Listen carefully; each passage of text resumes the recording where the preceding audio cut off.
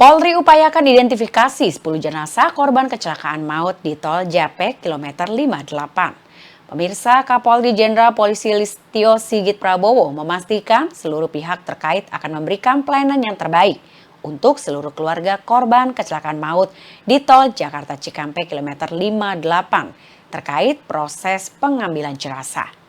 Rumah Sakit Umum Daerah Karawang sendiri saat ini tengah melakukan postmortem dan juga antemortem guna kebutuhan identifikasi dari korban kecelakaan tersebut.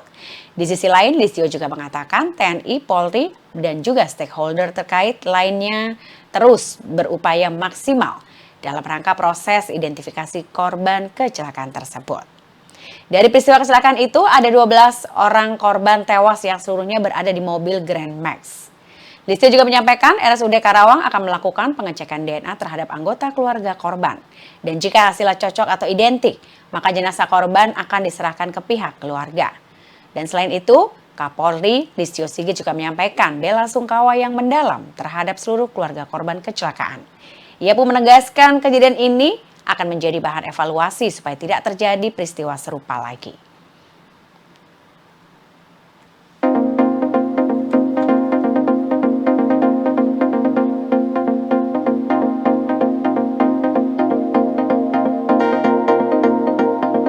Inilah pesan Babe Cabita ke istrinya dan juga fans sebelum ia meninggal dunia.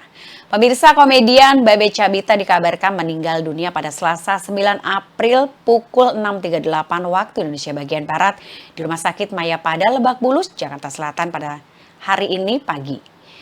Babe Cabita meninggal karena mengidap penyakit langka anemia aplastik.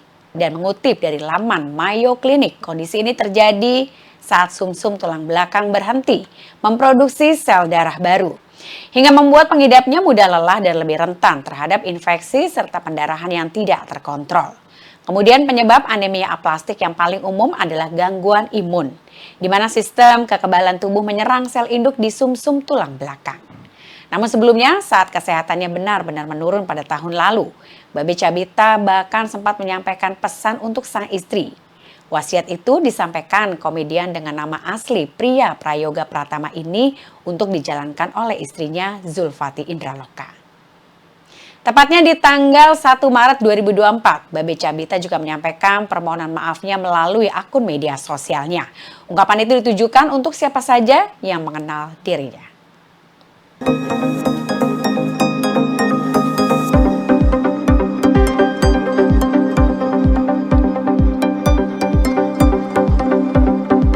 Respon pihak istana soal tulisan tangan Megawati Soekarnoputri.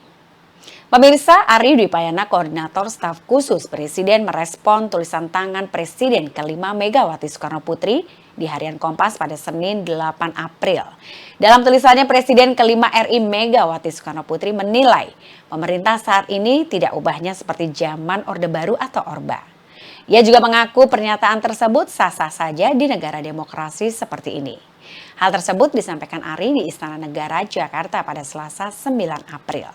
Dan selebihnya, rupanya Ari tidak ingin mengomentari tulisan Megawati lebih lanjut lagi. Ia pun hanya menegaskan kritik itu merupakan hak dan juga kewenangan Megawati yang juga merupakan Ketua Umum PDIP.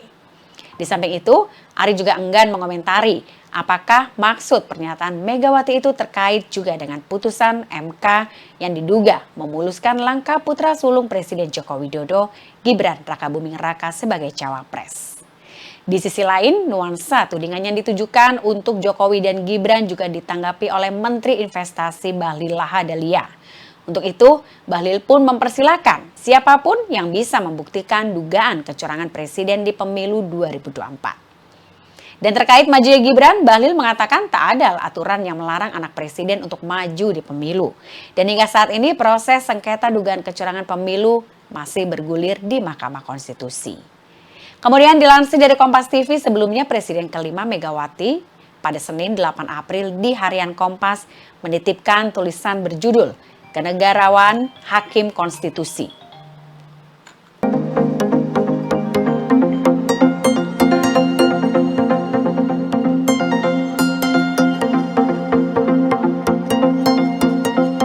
Jelang Lebaran, Presiden Jokowi kembali bagikan paket sembako di depan Istana Negara.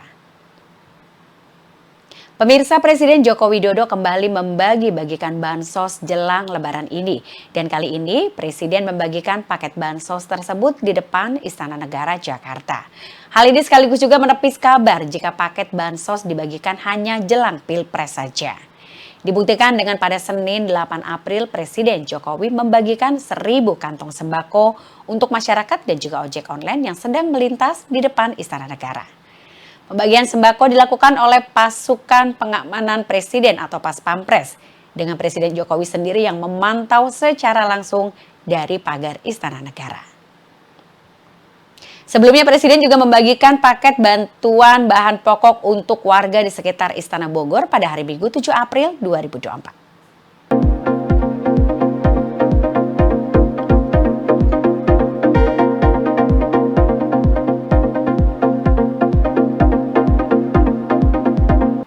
Rencana Presiden Jokowi dan Wapres Ma'ruf Amin melaksanakan sholat Idul Fitri.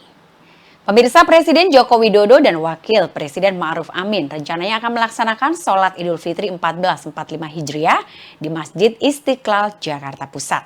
Informasi ini disampaikan oleh Kabag Umum dan Humas Masjid Istiqlal Ismail Cawidu di Kompleks Masjid Istiqlal pada Senin 9 April 2024. Berbagai persiapan juga sudah dilaksanakan. Pihak Masjid Istiqlal menggelar sholat Idul Fitri agar berjalan dengan lancar. Sementara itu, hingga di penghujung bulan suci Ramadan, pelaksanaan sholat tarawih di Masjid Istiqlal masih dipenuhi oleh para jamaah. Pelaksanaan sholat Id sendiri diperkirakan akan dipenuhi oleh ribuan jamaah dari berbagai wilayah di Jakarta dan juga sekitarnya. Dan untuk penetapan sholat Idul Fitri 1445 Hijriah akan ditentukan pada sidang isbat yang akan digelar Kementerian Agama pada Selasa sore ini.